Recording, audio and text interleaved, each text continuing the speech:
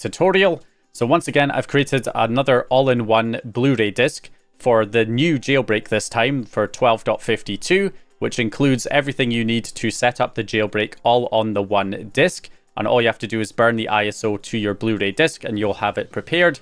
And basically it includes a autoloader version from Lucas Leal Dev, which just modifies the exploit to automatically load the jailbreak when you load the disc, instead of having to press a button on the controller to trigger it.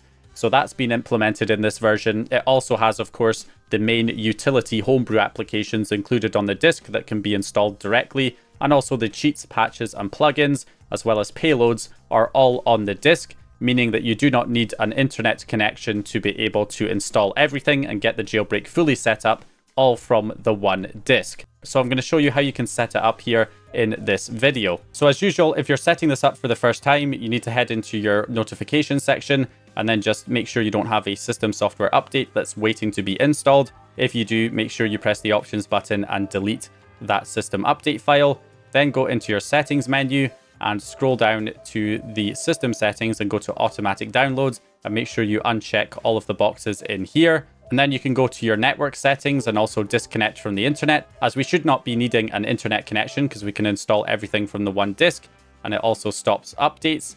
And then finally, if we go down to the system settings and system information, you need to make sure that your system software version is 12.52 or a lower number. Anything higher, you will not be able to do this jailbreak.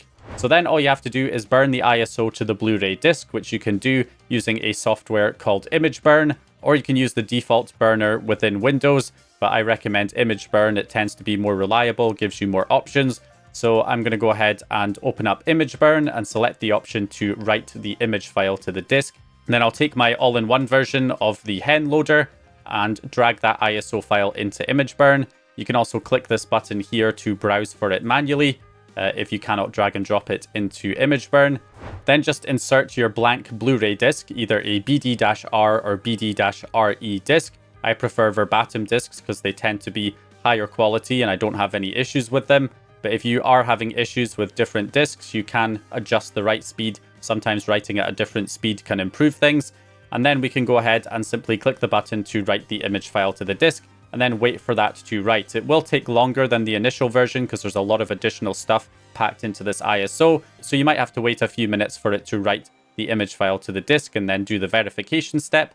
But once it's done, it should say the operation was completed successfully, and then you can eject that disk and insert it into the PS4.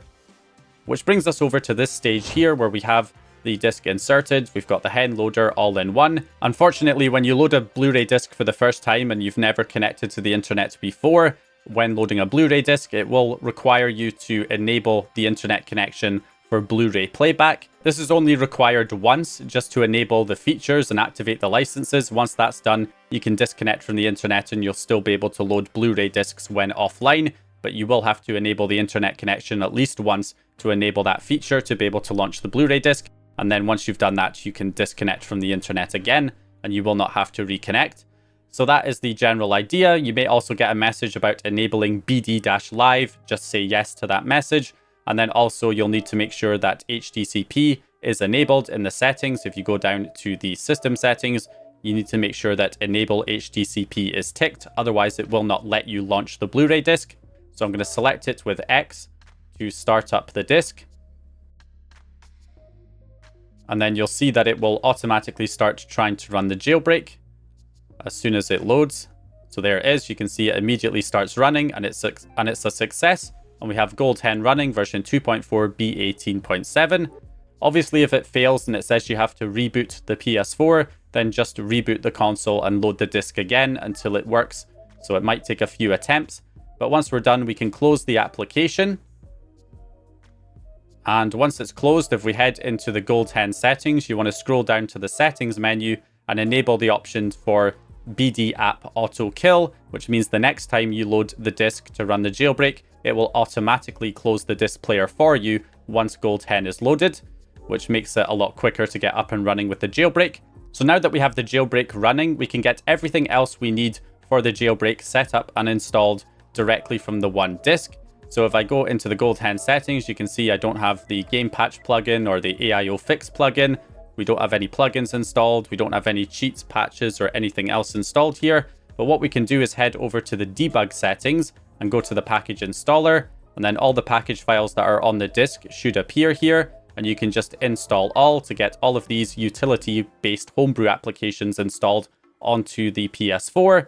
It will take a little bit longer to install these than it normally would from a USB drive, because obviously the read and write speeds on the disk are slower. But these Homebrew applications are pretty small, so it shouldn't take too long to install all of these. Okay, last Homebrew application installing, the Homebrew store, which isn't going to be useful to you if you never connect to the internet. But anyway, that's all of the Homebrew applications. So I can press the options button, add to folder. We'll add to a new folder and then just call this folder Homebrew. And then just keep all your Homebrew applications organized in the one folder here. So we'll just select them all right here and confirm. And then we have all of our Homebrew applications, which is fantastic. Now to install the cheats, patches, and